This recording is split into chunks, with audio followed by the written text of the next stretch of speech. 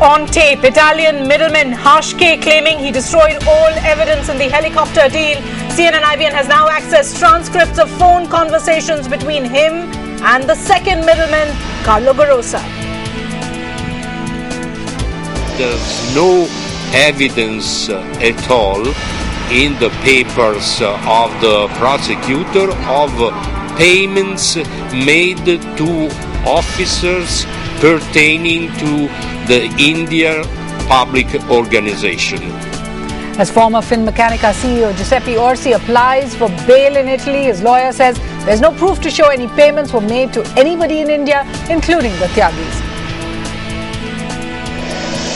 And ahead of the budget session, the BJP turns down the Prime Minister's offer for discussion on the Augusta-Westland deal in Parliament, insists on a probe to fix responsibility. The UPA appears divided over scrapping this deal. Good evening. More revelations tonight on the Augusta-Westland deal. That will be our news break here on News 360. Good evening. I'm Anubhav Bhusle. And I'm Tahasini Heather. Also in the headlines, it's the BJP versus the Press Council chairman. I will certainly continue writing and speaking what I think is in national interest. Whatever Mr. Arun Jaitley and his like say, I don't care for them. They are petty people. War of words intensifies as Justice Markandeya Katju calls Arun Jaitley and the BJP petty and irresponsible. This after BJP leaders demand his resignation for criticizing Narendra Modi, say he's now partisan. Afzal Guru's mortal remains will not be taken out of Tihar. Home Ministry sources say the government is not considering the family's demand for returning the body. The DMK chief Karunanidhi now calls for the death penalty to be abolished. That statement coming after Afzal's hanging and even as Rajiv Gandhi's killers as well as Veerappan Zaid's face execution. Yet another controversy building up over the Surinelli gang rape case. This time Congress MP K. Sudhakaran calls the survivor a sex worker. He further defends Rajya Sabha Deputy Chairman PJ Kurian.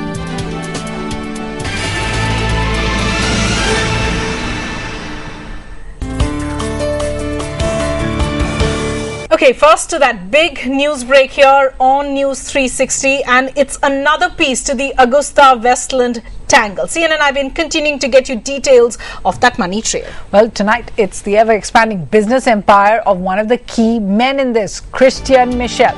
Christian Michel, named in the Italian probe report as recipient of 217 crores in kickbacks. Now, the questions being raised are whether Michel did a double deal with the arrested Finmeccanica CEO Giuseppe Orsi. Also, that he used a company, Global FZE, to route money into the UK through a subsidiary company called Beetlenut Home Limited. Yes, between 2010 and 2012, after signing off the Augusta-Westland deal, this company called the Global FZE, share patterns has changed dramatically in Christian Michel's favor. Bhupendra Chaubey with our top story tonight. Sanjeev Julie Tyagi, named in the Italian probe report in Augusta-Westland deal, along with cousin, former Air Chief Shashi Tyagi, as beneficiaries of over 100 crore rupees in kickbacks. Both have outrightly denied all allegations against themselves. But who is this man, Christian Michel, who, according to the same Italian probe report, was a beneficiary of 60% of 350 crore kickbacks. That's 210 crores. Christian Michel is the most important link in the entire Augusta-Westland deal. He was the one who, according to this Italian probe report, was the second track that had been organized by the Finmeccanica CEO, Giuseppe Orsi, to ensure that the company manages to get the contract for supplying of 12 VVIP choppers. Now, throughout this report, there are many references to Christian Michel. But, surprisingly, there is not much known about who this man is other than what the accused themselves state in this report. Take a look at what the accused say about Michel in this Italian probe report. This is a conversation that takes place between Lorenzo, who was head of external affairs for Finmeccanica, with the public prosecutor in Italy. He has done his work, and that other, Christian Michel, was the one who was put there by ORC as a guarantee. He says, look, 50 goes to you and 50 goes to him. Briefly, the money goes out from Augusta and goes to ORC. It goes to Hashke and goes to Michel. From Michel, it goes to ORC. From Michel, it goes to ORC, but it doesn't stop with ORC. From ORC, the money goes to political parties that supported him. The big questions. Was Christian Michel sharing his kickbacks with Finmeccanica CEO Giuseppe Orsi? Was Christian Michel the front for Finmeccanica to pay off politicians in Italy? How is it that Italian authorities questioned everyone but didn't even ask for interrogation of Christian Michel if he was a major beneficiary of the kickbacks? More strangely, on the Registrar of Company website in India, there is one Christian Michel with a DIN number 02657302. Date of birth 12 December 1961. But any further information about this Michel is blocked.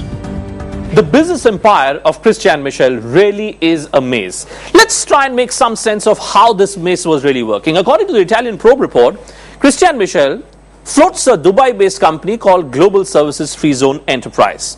This is a company which has on its board of directors individuals named Christian Split, Sahil Prakash Mehra and Soumya Mehra. Sahil and Soumya are two siblings. Then see how the shareholding pattern really is changing. This is a company which gets incorporated in the name of this woman, Christian Split. She is a Danish citizen. She was the only shareholder on the 17th of October 2009.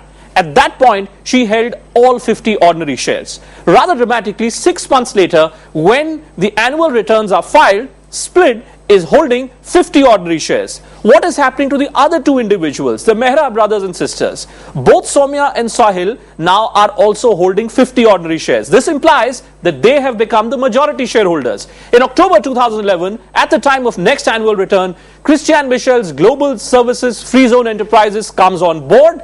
And how does he end up controlling this other subsidiary company? Well, he starts using a pseudonym, David Nigel John Sims, and see how dramatically the entire shareholding pattern has changed. Out of nowhere, David Nigel John Sims, who's actually Christian Michel, has acquired 50,000 shares. 20,000 shares for Christian Split, and between these two brothers and sisters, it's 30,000. The bottom line, the main conclusion, David Nigel John Sims, born December 12th, 1961, ends up acquiring the majority stake through his Dubai-based company into the UK subsidiary. What that really brings us to is that this is the man who really has all the answers to the questions in the Augusta-Westland deal.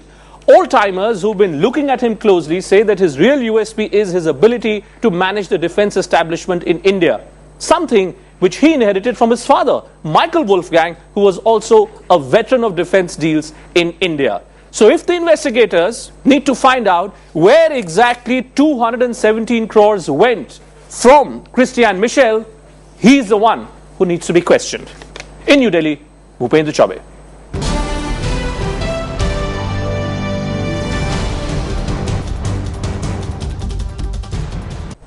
Bhupendra Chaubey with more of those details. That report certainly suggesting a possible flow of money from Christian Michel to Finmeccanica CEO Orsi, who's all now set to face a second interrogation. His lawyer claims the case against Orsi is based on false information. He was speaking even as Orsi applied for bail to CNN IBN Sanjay Suri. The investigation report from the prosecution says that 50 million euros were paid as bribe money in this case. Do the Finmeccanica and Augusta-Westland books show payment of this kind of money? Absolutely no. Augusta-Westland paid for work actually done by a company which is called IDS. No bribery at all. Was Mr. Orsi in touch with Mr. Hashke and with Mr. Gerosa? Yes, he knew Mr. Ashke, and Mr. Gerosa, but he did not have any occasion for contacting members of the family Tiaghi, and I have to add as a defense counsel that there's no evidence at all in the papers of the prosecutor of payments made to officers pertaining to the India public organization. And so what I could add is that it is very likely that Mr. Aschke gave false statements. Lastly, you just met the prosecutor. What do you gather from him? That will there be Mr. bail for Orsi, or will they proceed and go and charge Mr. Orsi? What we can say now is that the next time there will be a second interrogation by the public prosecution, and then the defense counsel, myself, will enter and file a request for bail. Okay, so that's the investigation and the trial as it is taking place in Italy. Now, the CBI team is getting ready to investigate the chopper deal and meet some of those Italian prosecutors. CNN-IBN now has details of phone conversations between the alleged middlemen, hinting at a possible Indian connection. These conversations are also going to reveal how Aschke destroyed all evidence of wrongdoing. Arunodaya Mukherjee with another CNN-IBN exclusive. CNN-IBN now has exclusive access to phone calls recorded by the Italian police between alleged middlemen Guido Aschke and Carlo Gerosa, which detail the extent of this alleged conspiracy, a conspiracy they wanted no one to find out about. I cleaned out every single paper from my office, completely cleaned out my computer. Actually, I removed the old computer I had. I have a new computer where there is nothing. So even if they look for wiped out data, they won't find anything. And I'm deleting all mail that passed through me from Carlo's server in office. If he hadn't wiped out incriminating data, Aschke would have been caught. He confesses to Gerosa. The important thing is that my name doesn't leak out. Same here. You know you're the first link. I understand. If they skip the first link, then I'm in the middle of it. In the repeated calls between Aschke and Gerosa, the murky Indian link too is established. I receive orders from there in India, but this we cannot say openly to Cotton. No, but he knows it well. His presence is not negotiable. The orders of recycling are passed from us to him, but the recycling is done by him. We're really a group dedicated to criminal ends. You won't block the discourse on the other tissue? Yes, that's what I thought, because if Gotham fears Aerometrics will get involved, he already told me, have you heard or not? Praveen is already agitated. So who are the Indians who Gerosa is allegedly taking his orders from? What is it that is so crucial that can't be discussed publicly? The other two Indians specifically mentioned in this conversation are Praveen Bakshi of Aerometrics and also the former director Gautam Khaitan. They both have denied all allegations. I have never handled any money or any work for them or any legal work for them. The calls also seem to bear out the Italian probe allegation that money was transferred from Italy to India through a company called IDS Tunisia, linked to Aeromatrix. Here's Aschke talking to an Augusta Westland employee, Garavaglia Attilio. Garavaglia, hello. Yes. I'm sending money to Praveen because naturally he needs it for the end of the year. He tells me he has spoken to you. Garavaglio in turn speaks to a Tunisian contact, Kamoun Hedi, one of the names being probed by the Italian police. Good morning. It's arrived. It's arrived. Good. Yes, I'll send it to Praveen immediately. When contacted, Praveen Bakshi too refuted all allegations. We've had no question from any Italian authority, and that's a little surprising because the name is cropping up and there is so much of hallagula about it. I've never been investigated. The phone conversations recorded by the Italian police point to a deeper and more complicated conspiracy. It is now up to the CBI to unravel the other big names who still remain in the closet. With Rohit Khanna in New Delhi, this is Arunodaya Mukherjee. In fact, the Augusta Westland controversy ahead of the budget session, the Prime Minister made an offer to discuss the chopper deal in Parliament, saying, quote, Parliament is the forum to discuss everything and we are ready to discuss everything there. We have nothing to hide. The opposition BJP, though, has turned down the offer already. It wants, it says, a probe to fix responsibility for the deal. The time to talk, they say, is far gone. The Prime Minister's statement comes amidst indications the government is divided about just whether the deal itself should be cancelled or not. Sources saying the Prime Minister's office is unhappy over the Defence Minister A.K. Antony's move to cancel the deal after those bribery allegations surfaced. Important to underline that AgustaWestland is the British subsidiary of Finmeccanica, and India's investigation being watched very closely by Britain as well. The British Prime Minister David Cameron was in Mumbai earlier in the day with the largest trade delegation he's ever taken abroad. Cameron is meeting Prime Minister Manmohan Singh tomorrow, where the chopper deal is likely to come up.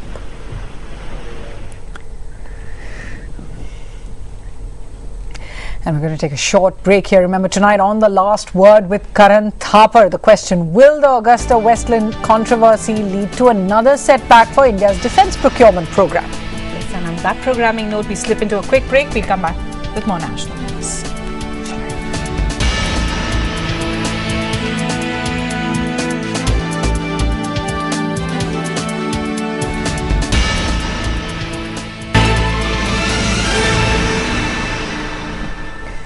Welcome back. Let's get you some of the big national stories. That war of words between Press Council Chairman Justice Markandeya Karju and the leader of the opposition in the Rajya Sabha, Arun Jaitley, just got worse today.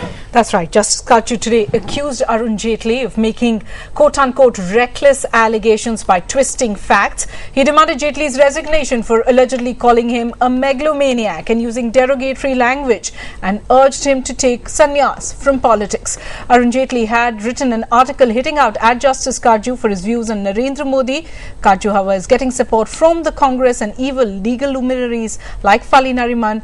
In fact, the jurist sent an email to Justice Karju congratulating him for his outstanding article on Narendra Modi. Quasi judicial body पर बैठे हुए retired supreme court के जज अगर इस तरह से टिप्पणियां करते हैं और कांग्रेस के समर्थन में खड़े हुए दिखाई पड़ते हैं और कांग्रेसी उनके समर्थन में खड़े हुए दिखाई पड़ते हैं, तो ये और हमारे लिए चिंता की बात है। Arun Jaitley's habit is he twists facts. You see, he is totally unfit for politics. About Modi of late, a campaign was being whipped up that he is the sole savior of India because development is the magic mantra. I have done my duty to my country. I must tell my countrymen what is the meaning of development. They have been misguided.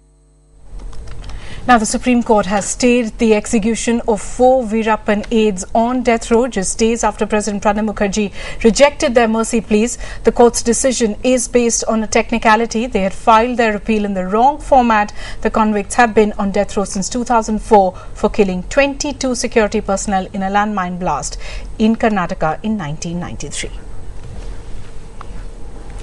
Now, more than a week after Afzal Guru was executed in Delhi, Home Ministry sources saying that his mortal remains will not be taken out of Tihar jail. They said they are not considering his family's request to hand over the body to them. Afzal Guru's wife, Tabassum, had written to the Home Ministry last week saying she has full rights over that body and that his mortal remains should be returned for a proper burial to Jammu and Kashmir.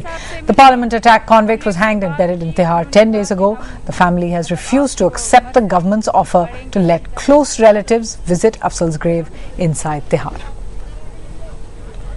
Now to Kerala's Surinelli gang rape case, and there's anger over comments by Congress MP K. Sudhakar against the gang rape survivor. Sudhakaran has been criticized after he reportedly called her a sex worker. He made that comment during a press conference in Muscat. He also called the charges against Rajya Sabha Deputy Chairman P.J. Kurian in the case baseless. The opposition is now demanding action against Sudhakaran as well.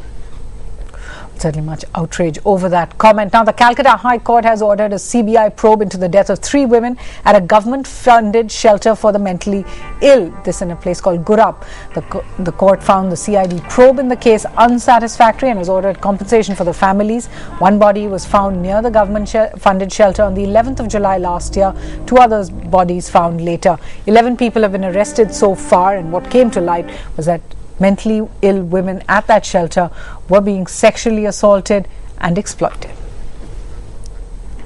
A quick international update. A Maldivian magistrate court has issued a fresh arrest warrant for former President Mohammad Nasheed. The court has directed the police to present Nasheed by the 20th of February. The Maldivian police now have approached the Foreign Ministry there to ask the Indian High Commission to facilitate this arrest. That's all we could pack in here on News 360. That's right. Stay tuned for The Last Word with Karan Thapar from the team here. Thanks for watching.